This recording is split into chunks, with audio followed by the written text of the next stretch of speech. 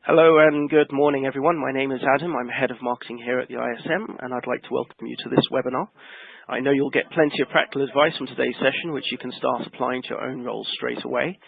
This webinar, once delivered, will be made available on demand as soon as we finish, so you can watch it as many times as you like and at your own convenience. During the webinar, you'll be able to ask any questions you like by typing them to the box above. These will be anonymized unless you actually initialize them at the end, and we'll answer any questions you have at the end. Please also take a few minutes of your time to look through the attachments that we've also provided as well. The next voice you'll hear will be Sue. Sue has been working with us for many months. She actually spoke for us at Business Tech Live up in Manchester last year, and she is a great advocate of ours. So she is the next voice you'll hear. Sue, it's over to you, and thank you very much, everyone. Thank you. Okay, thank you very much, Adam. Hi, everybody. So my name's Sue. I'm Sue Preston. I'm the Managing Director and owner of SLP Consulting and Training Limited. When I had a proper job, my career was in the finance area of industry. And since then, so back in 2000, I left the corporate environment and have worked on my own ever since. I've worked in a few director roles over the years and led, directed and headed up a negotiation consultancy business. I left that a year ago, that director role. So my area of expertise is negotiation and any kind of soft skills, behavioural skills around negotiation and leadership. I have a website which is sueprestontraining.com, so please feel free and go over there and check that out if you feel that this indeed has been of interest to you. If you can't get your questions on or we run out of time to answer them, my email address is sue@sueprestontraining.com. So if you want any sort of personal one-to-one coaching or advice, then please feel free to drop me a line. Anyway, back to today's webinar. Very welcome, all 24 of you at the moment. So what can you expect within the next kind of 42-ish minutes? What we're going to aim to do is to take you through a journey from reacting to responding. And what I mean by that is sometimes when we're answering the telephone, our human nature causes us to react to whatever is on the other end of the telephone or the email sometimes, or certainly face-to-face, but sometimes with face-to-face we've got more time. But when very aggressive buyers are opening our discussions or our negotiations, we have a tendency to react to that situation as opposed to responding in maybe a more sort of professional, assertive, calm way.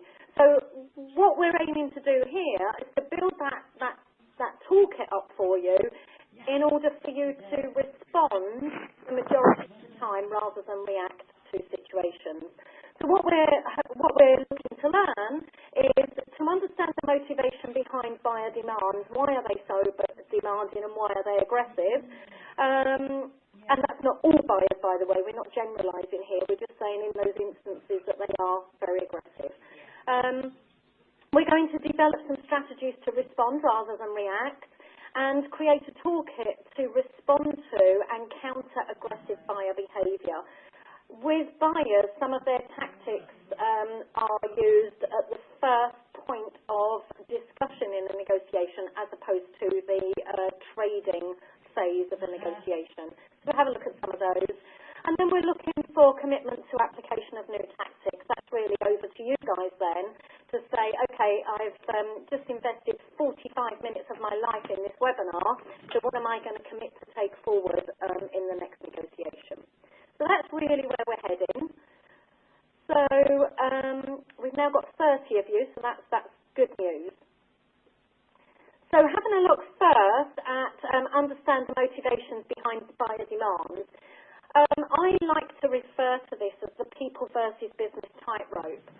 So this is how buyers are trained in order to deal or approach any negotiation. And I see no different with this approach, whether I'm a buyer or a supplier, whether I'm negotiating internally with stakeholders, whatever the negotiation, whether I'm buying the car or buying white goods, this is a balance I have to get right if I want my negotiations to be successful. So here's the gig. We need to be warm with the people. So what we need to do is make sure that our interpersonal skills are second to none. So warm with the people, but not compromising toughness on the business. So not compromising the focus, not compromising the objective. I like the phrase which is, with the business side of the tightrope, we need to keep our foot on the accelerator. What we do all too often when we're faced with demanding behaviour from the other party is we tend to take our foot off of the accelerator. And this toolkit will enable you to keep going. So some top tips for keeping the people versus business tightrope at a reasonable level is remain likeable. Now, what I don't mean by this, you don't need to be their bus buddy, thankfully, I hear some of you say. I'm sure it's probably against all human behaviour to think that we might like everybody we negotiate with. Sue, I'm awfully sorry to interrupt you. I'm not sure if this is the experience for everyone else on the webinar, but your voice is bouncing a bit on the audio. Oh, okay. Are you dialing through a landline, or are you dialing through? Is that better? Yes. Well, let's give it a go. Okay, fine. Okay, thanks. So, apologise for that. So, some tips to keep the business and people tightrope in a professional, assertive manner is remain likeable. You don't need to be their best buddy. You don't need to go out with them on a Friday evening and have them around your house. But it's just kind of remain approachable. Here's the deal. If I'm negotiating with you and I like you, I'm more likely to give up some of what I've got. If I'm negotiating with you and I dislike you, I'm more likely to be stubborn and focus only on my own needs. So that's kind of some food for thought there. Remain likeable. Build rapport. So that's where we're going to kind of delve into our emotional intelligence toolkit. And how we build rapport, of course, is little about us, but more about the other person. It's not just about listening, it's about stay 100% present in that negotiation, in that face-to-face discussion, even over the telephone. What are they saying? Use their language back on them, because that's the language they understand. Stay assertive. Keep your eye on the prize. That's another way of saying keep your foot on the accelerator. Know what it is. What are your ideal, your realistic, and your walkaway positions? And at the start of a negotiation, your ideal is your prize. So keep your eye on the prize, keep your foot on the accelerator, and remain persistent without compromising the warmth of the likability. Sorry to interrupt you, Sue. Sorry, the audio is still a bit choppy. Are you talking through the headset, or are you on a? No, I'm on a just a landline. Okay, well, I'm not sure what's happening. We'll continue. Sorry to interrupt you. No, that's fine. It must be the system. This is the same one as I spoke on last time. Yes. Okay. We'll keep going. Okay. Set clear objectives. As I say, I'll try to raise my volume. That might help. Set clear objectives along a range. So don't just have one objective. If you're buying a car and there's a price ticket on the car for £25,000, then let's not just have one objective of 20,000, because if I don't achieve that, it demotivates me, it erodes my confidence, and it makes me feel that I've got a not so good deal. So make sure you've got an ideal, realistic, and a walkaway position on your objectives. Be creative. A lot of salespeople and indeed buyers, they have their regular variables, if you like, your go-to variables, your aces, and that might be price, it might be length of contract, it might just be commitment to buy, but you have the aces that you always use. Well, be creative. What else can you put in there at the right time for your negotiation? Is there some kind of joint branding you can do? Is there some kind of promotion you can do for the other party? Is there some kind of testimonial that you want from them? So what can you do to be creative in order to keep the negotiation going? The more creative you are, the more movement you're likely to get, and the tougher you will be on business. but you'll still come across as warm with the people because they feel that you're trying to help them achieve the goal. And as I say, listen more than you talk. I'd like you to talk 20% of the time and listen 80% of the time. And that's not an easy thing to do. But as a result of this webinar, go back and give yourself some thought in terms of how much am I talking? Because if you're doing all the talking, you're talking from a place of knowledge that you already have. If you're listening, you're learning more information about the other party. So, next slide. So what we're looking to do is when these buyers are calling us and they're very demanding and maybe even starting the conversation with a threat immediately, I just want you to give some tips on how you might manage that initial threat or that initial demand but still maintain the warmth and the tightrope that we've just discussed. So if the buyer opens with a threat, you have 4 options. You can either agree. So if the buyer says, either reduce your prices by 15%, otherwise we go elsewhere. You can either agree and panic and reduce by 15%. Just remember that will be their ideal position and there is movement in that number. But there's an option to agree. There's an option to argue. So the argument comes from the 15% is unreasonable. The buyer doesn't see it as unreasonable, you do, so you just have an argument. That's the second option. It damages the relationship, it damages the warmth and the rapport, and it's not going to get you a good deal. You could postpone. Now, sometimes, if my phone rings and I know that that's a potential negotiation, I will listen, I will ask some questions, and then I will postpone. In terms of, in order for me to give this the time that it deserves, I need to go away, give this some thought, and I'll give you a call in 30 minutes, an hour, this afternoon, tomorrow, whatever is a reasonable timeline. But don't feel that you have to react on the phone immediately. Obviously, if it's a face-to-face negotiation, that's different. But also, you would postpone if you haven't got the right people there. And the 4th option is counter, and this is just simply have your tactics in your toolkit and know from the get-go of the start of that negotiation, what is it I need to bring out of my toolkit today in order to counter this situation and progress through the negotiation. Okay. Just 2 more things to say on those 4 options actually. The definition of negotiation, if you were to define it in one word, that one word is movement. So now relook at the 4 options. If you simply agree with somebody, there is 0 movement, you are not negotiating. You are simply capitulating, giving in. If you argue with somebody, there is 0 movement, so there is no negotiation, it's simply an argument. If you postpone, then that's better, but if you're countering, you counter with tactics that engage and encourage movement, which we'll get onto in a little while. So, switch the dynamic of the negotiation early. What I mean by that, if I'm in, let's take a face-to-face this time, if I'm in a face-to-face negotiation and my buyer enters the room with a demand that I reduce my prices by 15%, otherwise the organisation will walk away. Then what I want to do is I don't want to grapple for control. I don't want to try and interrupt them. They've said what they've come to say.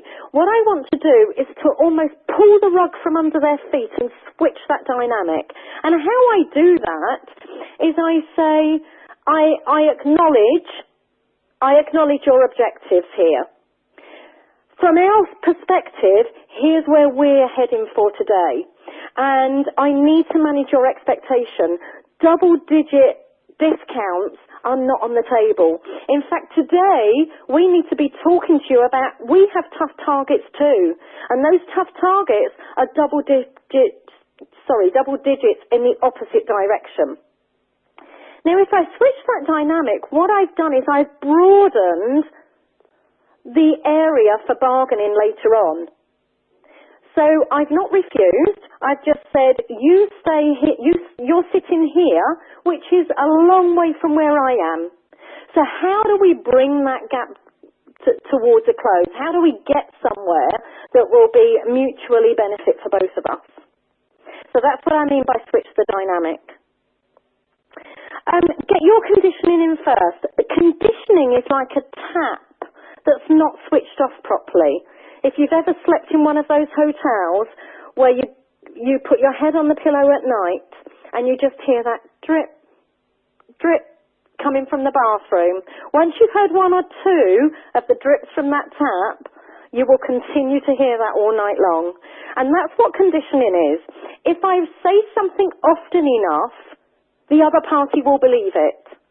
So what I'd like you to do is, in order to counter the opening demands as opposed to reacting to them and respond to them instead of reacting to them, I'd like you to work on a great opening statement. So what is it you're going to say in the first 5 minutes of that negotiation? And that first 5 minutes should manage their expectations positively towards you. That might even be you've greeted them in reception and now you're walking up to the negotiation room, and you might want to condition them right from then, which is, oh my gosh, it's so busy here. The targets that we're under are just incredible in terms of revenue generation, in terms of working with our key clients, but still achieving what it is we're looking to achieve in terms of increasing revenue. Whatever your conditioning statement is, it needs to be strong enough for them to hear the message.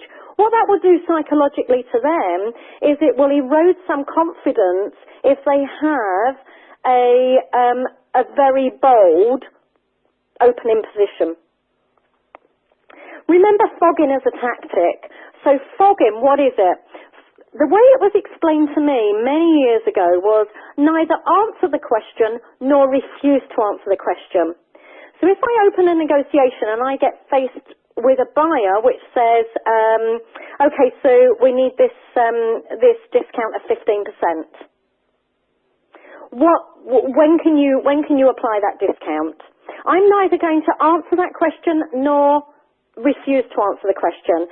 So I'm going to talk about the market, the dynamics in the market right now, the competition. You and I both know that this is a high spec situation that we're discussing. We've worked together for many years on the same relationship. Whatever it is, and if you want some more good examples of fogging, simply listen to politicians. So if a politician is asked, can you give us our 5-step process of exiting Brexit? If anybody could write me those 5 steps, and you've heard more than I have, but the tactic that's taken is to fog the situation, okay? Obviously, be careful with fogging. You need practice at it to make sure that it's smooth and it's not clunky when you apply it. And sometimes, if it's a competitive negotiation, if they're sitting in your exploit box in terms of they're less attractive for you as a client, but actually they're spending a fair bit of money, but they are a bit of a pain for you, then call them out. Will they really go elsewhere? Also, if you've got a high spec that they're purchasing from you and you're one of a dual situation, if it's just you and one other, will they really go elsewhere? If the relationship and the partnership has been ingrained with you for some time, obviously I would only do that if I could carry it forward. But if you're sure of your market and if you're sure of your position, then call them out. And lastly, never give anything away without getting something back in return. So even if the result of that conversation is you do give a discount of however much, make sure you get something back in return. And the only way you can do that is by taking before you give. So I've been presented by a buyer that's demanding a 15% discount. What I might say to them is, if you agree to a testimonial on our website, then I can look at a discount of 2% to start with. So the words to start with gives them some hope of further movement later on. In that example, all I'm trying to express to you is make sure you take before you give anything. Reverse that statement around and I say, okay, at the moment I can give you 2%. Then they're no longer listening to what they need to do in order for that 2% to happen. So state your conditions before you make your offer. Next slide. Okay. This is really a run-through of somebody called Cialdini's 6 weapons of influence. I'm just going to run you through the 6 weapons. What I would ask you to put on your list as a result of being on this webinar is do some research on Cialdini. It's fascinating in terms of human behaviour, of how I get somebody to say yes to me. This is the toolkit that will enable you to do that. A word of, or a bit of a health warning. If you are going to research on YouTube or Google, do make sure you go to the source, because a lot of other people have taken Cialdini's work and maybe embellished it a little bit, so make sure you go to Cialdini's website in order to get further understanding. Or indeed, email me at sue@sueprestontraining.com and I can help you with it. So, Cialdini, he has 6 weapons of influence. And his first one is reciprocity. So what that means is act first. Give a small concession, low cost versus high value, so something that's not going to cost me very much but be huge value for the other party, before I actually ask for something in return. How that's supposed to work, and does work, is, for example, if you go to some friends for dinner, for supper, and you've had a great evening, you've had some great food, great company, and then it's time for taxis, time to go home. So you get to the front door, your host is there to bid you farewell, and you probably hug your host and say, you must come to me next time. And that's how reciprocity works. A lot of charities use reciprocity around, not only around Christmas time, but all times in the year. But what you'll find is they'll send you through the post 3 or 4 lovely Christmas cards free of charge. And within there's a hope of reciprocity that then you will give to their charity. So give that some thought. Commitment and consistency is another weapon of influence, and this is around your conditioning statement. Be consistent with it. If you started in the first 5 minutes with a consistent, non-negotiable message, then make sure you use that as your broken record so they keep hearing it. They keep hearing those drips of water drop in and drop in. And then at the end of the negotiation, show commitment. Write the end deal on a flip chart or a whiteboard so as everybody can see, and then sign it. So show that you're committed. So people tend to live up to what they write down. If I'm signing something at the end of a face-to-face negotiation in a room, the other party's likely to mirror that behaviour and also sign. Social proof. People take confidence from others, leverage testimonials and use the right language. Language that is positive and means something to the other party. So for example, this was just one example that I used with a client of mine. They were having a lot of difficulties around negotiating with their French counterparts. And the issue was they were a UK-based military organisation. And the French were saying, yeah, but you're from the UK, you don't really understand our culture. So social proof in that situation would be, here's who we've worked with. Now, other French counterparts have found that when they've worked with us, these were the results. And again, you just keep the consistency of sending in that right message.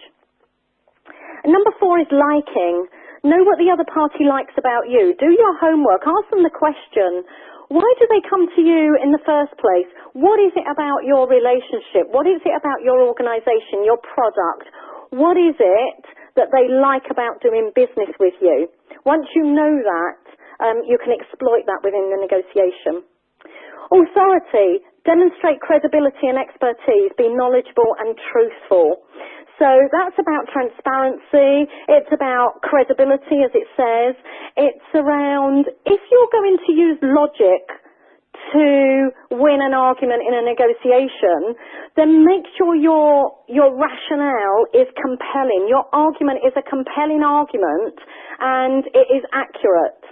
And your delivery of that argument, if you show authority, you've got more chance of influencing them.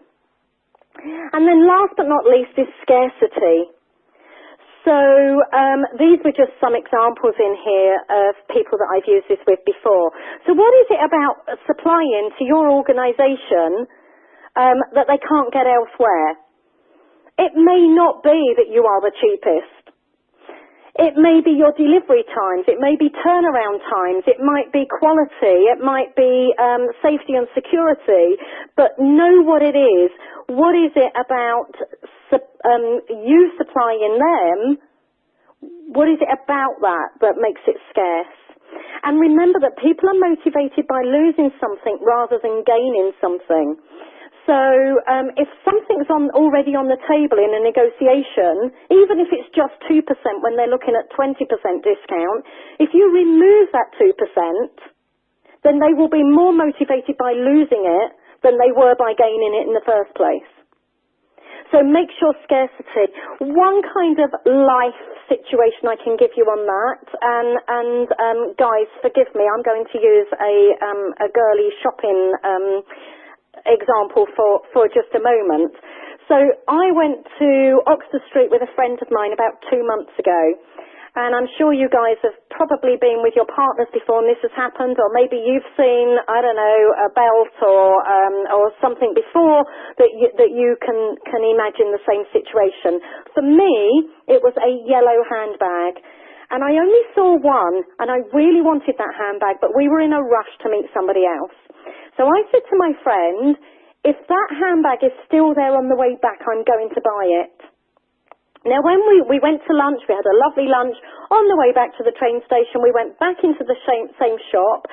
They had reorganised their merchandise, and how you would see that when you enter the store. There were 4 yellow handbags. I didn't want it anymore.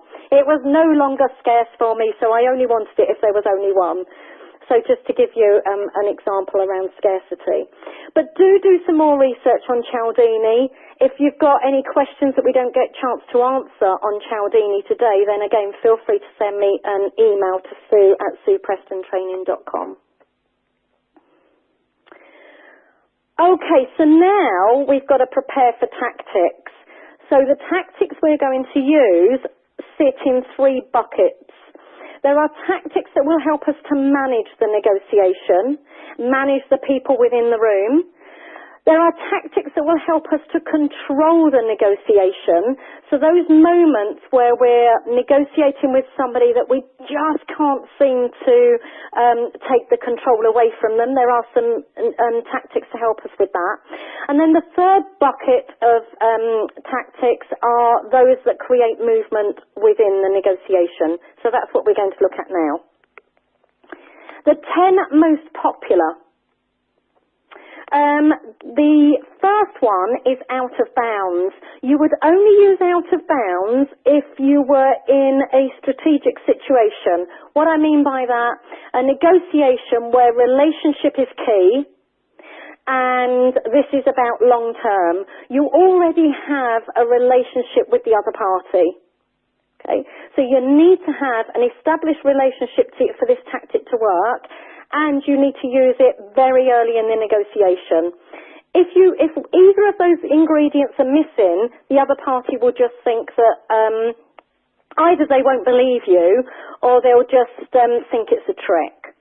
So what you would do is, for example, if the buyer is demanding 120 days end-of-month payment terms, if that's for you, you have a great negotiation with them, your payment terms used to be 90 days, and that was a stretch for you, all of a sudden they've upped it to 120 end of month, and that is not negotiable for you. That you're not a bank. You can't allow them to bankroll you. So what you would do is at the start of the negotiation, you would say something like, to manage your expectations, Mr. or Mrs. Buyer, 120 days end of month payment terms is out of bounds. That is not something we can discuss with you today. What we can discuss with you is this variable, or length of contract, or even pricing to a certain degree. We can discuss with you the developments in the market which will allow us to change the specification. We can discuss technical issues, but we can discuss all of those areas, but 120 days end of month is not one that we can discuss today. So that's out of bounds. Price on demand. This is one of my favourites, actually. There's another tactic called casino. A lot of buyers use casino. So, for example, as a salesperson, you may put a price on the table. And buyers quite often will say something like, "You've got to be kidding me." Or they might say, "You can't be serious." So that is casino. So what they're doing is they're gambling with the outcome of their expression. So you too can do that, but instead of that casino, which I don't find so sophisticated, I prefer price on demand. So for example, if a buyer enters the negotiation with, "We need a discount of 20%, then what I would say to them is something like, if I were in the position to reduce that price by 20%, if I were, I'm not saying I am, but if I were, then I would need you to award us a 15-year contract, guaranteed volumes for each of those 15 years. I would need you to pay me within 24 hours of taking any delivery, etc., etc." Now, what that list does is that forces the buyer to say to you, "You've got to be kidding me." So it forces them to use casino. When they then say, "That's unreasonable, you can't expect us to agree on those areas," your response would be, and neither can you expect us to agree to a 20% discount. So here's what I suggest. Let's remove all of that from the table, and now let's talk about something that's reasonable to both of us. So price on demand, they put a demand on the table, you put the price on that demand, what it would cost them, and then they encourage you to remove it. Okay, the third one is common courtesy.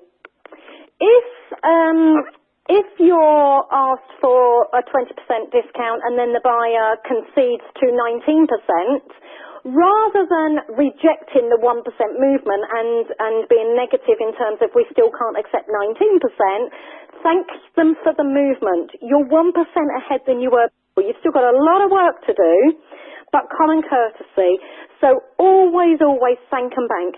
Thanks very much for that 1%. We've got a long way to go in order to get to an agreement. So let's both be creative and see how we can continue with that movement. Okay? Salami, that doesn't mean it's lunchtime. It means if you've got something that you can move on, don't throw the whole sausage in at once. So, for example, if you could agree to, let's just keep on the discount route for now. If you can agree to a 5% discount, don't throw the 5% in at once. Let them know what they've got to do for 1%. Then let them know what they've got to do for the further 2%, and just keep feeding in those slices of salami until you get to the 5%. And here's the reason why. People value that they work harder for. If something comes easy and I just say, yeah, you can have 5%, I don't value it as much. So although we're trying to do the opposite, it can affect the relationship.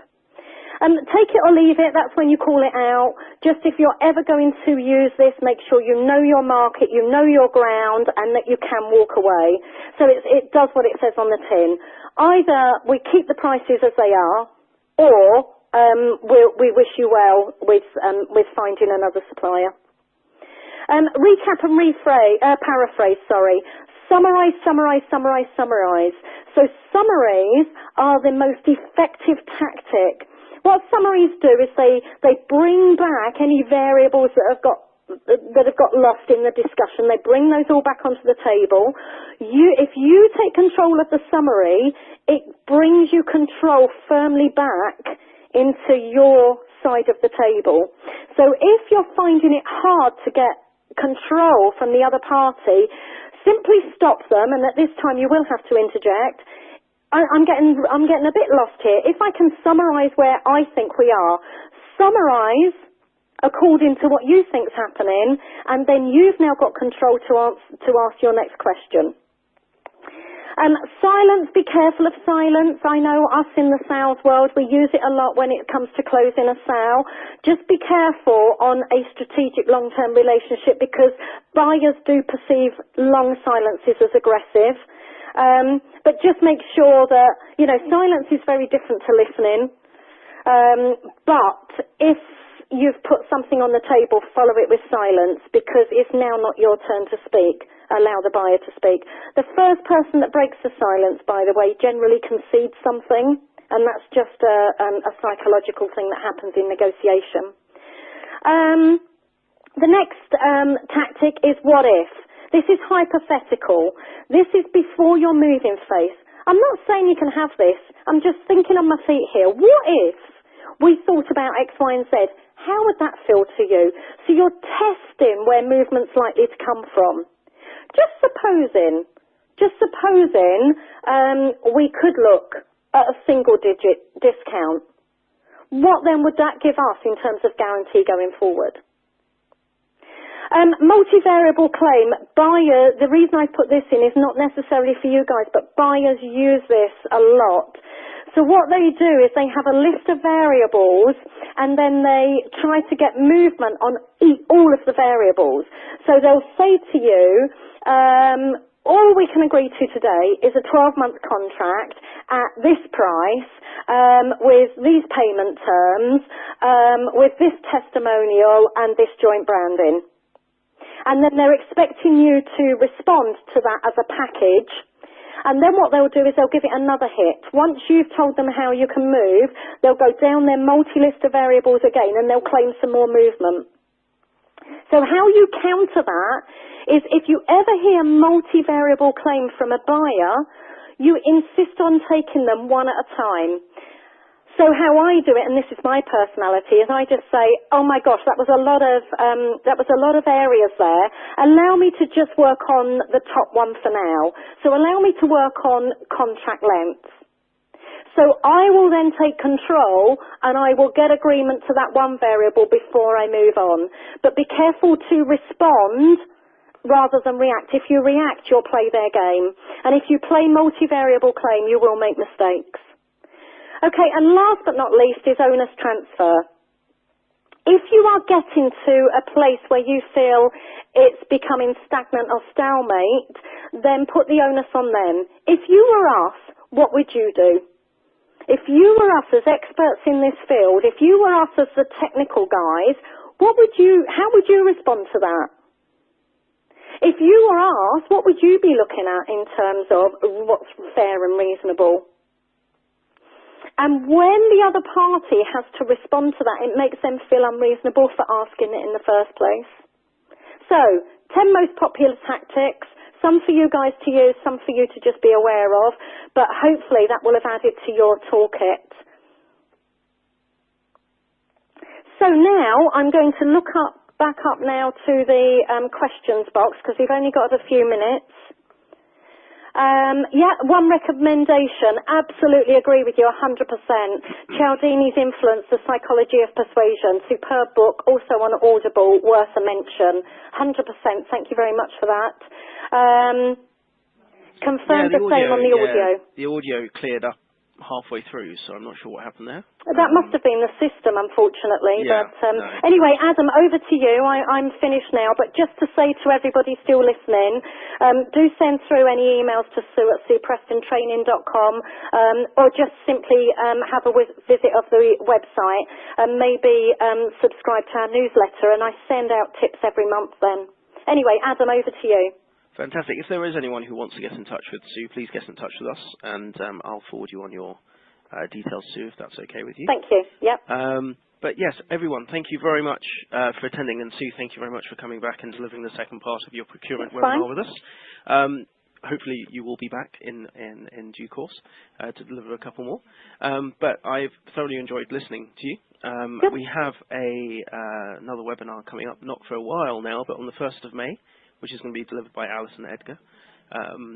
This is on it's sort of a three-parter. The first one is understanding behaviour, so I hope to see you all on that one as well. If there are any questions that we've missed, please feel free to answer. Please feel free to ask any, and we will send these on to Sue. But Sue, thank you very much again for your time. Okay, and thank you to the person that's just posted. Thank you, Sue. Excellent content, well presented. That's I appreciate those comments, so thank you. Fantastic. Thank you very much, everyone, for your time, and goodbye. Thank you. Bye-bye. Take care.